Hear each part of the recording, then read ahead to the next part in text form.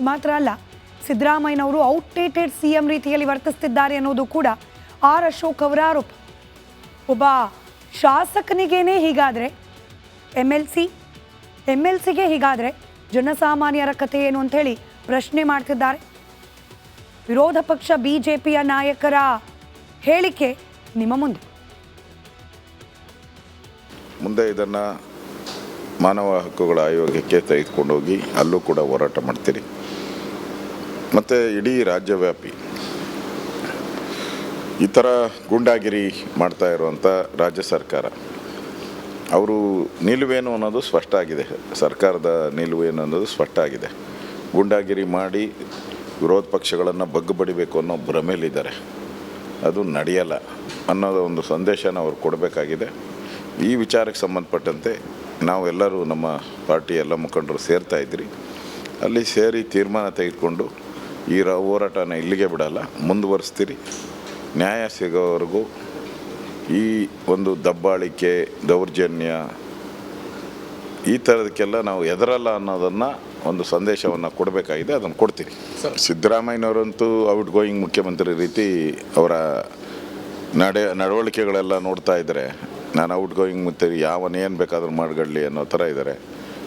ಇನ್ನು ಗೃಹ ಸಚಿವರು ಅವರು ಒಳ್ಳೆಯವರು, ಆ ಒಳ್ಳೆತನನೇ ಯೂಸ್ ಮಾಡ್ಕೊಂಡು ಬೇರೆ ಮಂತ್ರಿಗಳೆಲ್ಲ ಇಲಾಖೆಯಲ್ಲಿ ಆಟ ಆಡ್ತಾ ಇದ್ದಾರೆ.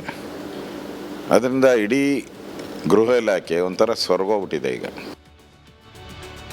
ಇಷ್ಟು ಮಾತ್ರ ಅಲ್ಲ, ಸಿದ್ದರಾಮಯ್ಯನವರು ಔಟ್ಡೇಟೆಡ್ ಸಿಎಂ ರೀತಿಯಲ್ಲಿ ವರ್ತಿಸ್ತಿದ್ದಾರೆ ಅನ್ನೋದು ಕೂಡ ಆರ್ ಅಶೋಕ್ ಅವರ ಆರೋಪ. ಒಬ್ಬ ಶಾಸಕನಿಗೇನೆ ಹೀಗಾದರೆ ಎಮ್ ಎಲ್ ಸಿಗೆ ಹೀಗಾದರೆ ಜನಸಾಮಾನ್ಯರ ಕಥೆ ಏನು ಅಂಥೇಳಿ ಪ್ರಶ್ನೆ ಮಾಡ್ತಿದ್ದಾರೆ. ವಿರೋಧ ಪಕ್ಷ ಬಿಜೆಪಿಯ ನಾಯಕರ ಹೇಳಿಕೆ ನಿಮ್ಮ ಮುಂದೆ ಇದನ್ನು ಮಾನವ ಹಕ್ಕುಗಳ ಆಯೋಗಕ್ಕೆ ತೆಗೆದುಕೊಂಡೋಗಿ ಅಲ್ಲೂ ಕೂಡ ಹೋರಾಟ ಮಾಡ್ತೀರಿ. ಮತ್ತು ಇಡೀ ರಾಜ್ಯವ್ಯಾಪಿ ಈ ಥರ ಗೂಂಡಾಗಿರಿ ಮಾಡ್ತಾ ಇರುವಂಥ ರಾಜ್ಯ ಸರ್ಕಾರ ಅವರು ನಿಲುವೇನು ಅನ್ನೋದು ಸ್ಪಷ್ಟ ಆಗಿದೆ. ಸರ್ಕಾರದ ನಿಲುವೇನು ಅನ್ನೋದು ಸ್ಪಷ್ಟ ಆಗಿದೆ. ಗೂಂಡಾಗಿರಿ ಮಾಡಿ ವಿರೋಧ ಪಕ್ಷಗಳನ್ನು ಬಗ್ಗು ಬಡಿಬೇಕು ಅನ್ನೋ ಭ್ರಮೆಯಲ್ಲಿದ್ದಾರೆ. ಅದು ನಡೆಯಲ್ಲ ಅನ್ನೋದು ಒಂದು ಸಂದೇಶನ ಅವ್ರು ಕೊಡಬೇಕಾಗಿದೆ. ಈ ವಿಚಾರಕ್ಕೆ ಸಂಬಂಧಪಟ್ಟಂತೆ ನಾವೆಲ್ಲರೂ ನಮ್ಮ ಪಾರ್ಟಿ ಎಲ್ಲ ಮುಖಂಡರು ಸೇರ್ತಾ ಇದ್ರಿ. ಅಲ್ಲಿ ಸೇರಿ ತೀರ್ಮಾನ ತೆಗೆದುಕೊಂಡು ಈ ಹೋರಾಟನ ಇಲ್ಲಿಗೆ ಬಿಡಲ್ಲ, ಮುಂದುವರಿಸ್ತೀರಿ. ನ್ಯಾಯ ಸಿಗೋವರೆಗೂ ಈ ಒಂದು ದಬ್ಬಾಳಿಕೆ, ದೌರ್ಜನ್ಯ ಈ ಥರದಕ್ಕೆಲ್ಲ ನಾವು ಎದರಲ್ಲ ಅನ್ನೋದನ್ನು ಒಂದು ಸಂದೇಶವನ್ನು ಕೊಡಬೇಕಾಗಿದೆ. ಅದನ್ನು ಕೊಡ್ತೀರಿ. ಸಿದ್ದರಾಮಯ್ಯನವರಂತೂ ಔಟ್ ಗೋಯಿಂಗ್ ಮುಖ್ಯಮಂತ್ರಿ ರೀತಿ ಅವರ ನಡವಳಿಕೆಗಳೆಲ್ಲ ನೋಡ್ತಾ ಇದ್ದರೆ ನಾನು ಔಟ್ ಗೋಯಿಂಗ್ ಮುಖ್ಯಮಂತ್ರಿ ಯಾವನೇನು ಬೇಕಾದ್ರೂ ಮಾಡ್ಕೊಳ್ಳಿ ಅನ್ನೋ ಥರ ಇದ್ದಾರೆ. ಇನ್ನು ಗೃಹ ಸಚಿವರು ಅವರು ಒಳ್ಳೆಯವರು, ಆ ಒಳ್ಳೆತನನೇ ಯೂಸ್ ಮಾಡ್ಕೊಂಡು ಬೇರೆ ಮಂತ್ರಿಗಳೆಲ್ಲ ಇಲಾಖೆಯಲ್ಲಿ ಆಟ ಆಡ್ತಾ ಇದ್ದಾರೆ. ಅದರಿಂದ ಇಡೀ ಗೃಹ ಇಲಾಖೆ ಒಂಥರ ಸ್ವರ್ಗೋಗ್ಬಿಟ್ಟಿದೆ ಈಗ. ಬಿಜೆಪಿಯವರ ಆರೋಪ, CT ರವಿ ಅವರನ್ನ ಕಾರ್ನಲ್ಲಿ ರಾತ್ರಿ ಇಡೀ ಸುತ್ತಿಸದ್ ಯಾಕೆ ಅಂತ ಹೇಳಿ. ಈ ರಾತ್ರಿ ಇಡೀ ಪೊಲೀಸರು CT ರವಿ ಅವರನ್ನ ಸುತ್ತಿಸಿರೋದನ್ನ ಗಮನಿಸ್ತಾ ಇದ್ರೇನೆ ಅನೇಕ ಅನುಮಾನಗಳು ಹುಟ್ಕೊಳ್ತಾ ಇದೆ ಅನ್ನೋದು ಬಿಜೆಪಿಯವರ ವಾದ. ಅಸಲಿಗೆ ಈ ಇಡೀ ಘಟನೆ ನಡೆದ ದಿನ ಏನೇನಾಯಿತು ಅನ್ನೋದನ್ನ ಕ್ವಿಕ್ಕಾಗಿ ಗಮನಿಸ್ತಾ ಹೋಗೋಣ. ಫ್ಯಾಕ್ಟ್ ಅನ್ನು ಬೆಳಗಾವಿಯಲ್ಲಿ ಡಿಸೆಂಬರ್ 19ರಂದು ನಡೆದಿದ್ದೇನು ಅನ್ನೋದನ್ನು ನಾವು ನೋಡೋದಾದರೆ, ಸುವರ್ಣಸೌಧದಲ್ಲಿ ಮೊದಲು CT ರವಿ ಅವರು ಅವಾಚ್ಯ ಶಬ್ದದಿಂದ ಲಕ್ಷ್ಮೀ ಹೆಬ್ಬಾಳ್ಕರ್ ಅವರನ್ನು ಪರಿಷತ್ನ ಕಲಾಪದ ಅವಧಿಯಲ್ಲಿ, ಅಂದರೆ ಅವಧಿ ಮುಕ್ತಾಯ ಆಗಿತ್ತು, ಅದಾದ ನಂತರದಲ್ಲಿ ಆಗ್ತಾ ಇದ್ದ ಗಲಾಟೆಯಲ್ಲಿ ನಿಂದಿಸಿದ್ರು ಅನ್ನೋ ಆರೋಪ. ಯಾವಾಗ ಲಕ್ಷ್ಮೀ ಹೆಬ್ಬಾಳ್ಕರ್ ಅವರ ಮೇಲೆ CT ರವಿ ಅವರು ಅಶ್ಲೀಲ ಪದವನ್ನು ಬಳಕೆ ಮಾಡಿದ್ರು ಅನ್ನೋ ವಿಚಾರ ಆಚೆ ಬಂತು, ಲಕ್ಷ್ಮೀ ಹೆಬ್ಬಾಳ್ಕರ್ ಅವರ ಬೆಂಬಲಿಗರು ಏಕಾಏಕಿ ಸುವರ್ಣಸೌಧದ ಒಳಗೆ ನುಗ್ಗಿ CT ರವಿಯವ್ರ ಮೇಲೆ ಹಲ್ಲೆ ಮಾಡಲಿಕ್ಕೆ ಪ್ರಯತ್ನ ಮಾಡ್ತಾರೆ. ದೃಶ್ಯದಲ್ಲಿ ಗಮನಿಸಿದ್ದೀರಿ ಅದನ್ನು. ಇನ್ನು ಮತ್ತೊಂದು ಕಡೆಯಲ್ಲಿ ಇದೇ ಅವಾಚ್ಯ ಪದ ಬಳಕೆ ವಿಚಾರಕ್ಕೆ ಸಂಬಂಧಪಟ್ಟಂತೆ ಹಿರೇಬಾಗನವಾಡಿಯಲ್ಲಿ ಕೇಸ್ ದಾಖಲಾಗುತ್ತೆ ಅಧಿಕೃತವಾಗಿ CT ರವಿಯವರ ವಿರುದ್ಧ. ಸಂಜೆ ವೇಳೆಗೆ MLC CT ರವಿಯವರನ್ನ ಅರೆಸ್ಟ್ ಮಾಡಿ ಕರೆದೊಯ್ತಾರೆ ಪೊಲೀಸರು. ನೆನ್ಪಿಟ್ಕೊಳ್ಳಿ, ಕೇಸ್ ದಾಖಲಾಗಿದ್ದು ಹಿರೇಬಾಗೇವಾಡಿ ಪೊಲೀಸ್ ಠಾಣೆಯಲ್ಲಿ. ಸಾಮಾನ್ಯವಾಗಿ ಯಾವ ಪೊಲೀಸ್ ಠಾಣೆಯಲ್ಲಿ ಪ್ರಕರಣ ದಾಖಲಾಗುತ್ತೋ ಅಲ್ಲಿಗೇನೆ ಪೊಲೀಸರು ಕರ್ಕೊಂಡು ಹೋಗಬೇಕು. ಆದರೆ CT ರವಿಯವರನ್ನ ಖಾನಾಪುರಕ್ಕೆ ಕರ್ಕೊಂಡು ಹೋಗ್ತಾರೆ. ಇದ್ರ ಬಗ್ಗೆ ಕೂಡ ಅನುಮಾನಗಳಿದೆ, ಯಾಕೆ ಖಾನಾಪುರಕ್ಕೆ ಶಿಫ್ಟ್ ಮಾಡಿದ್ರು ಅಂತ ಹೇಳಿ.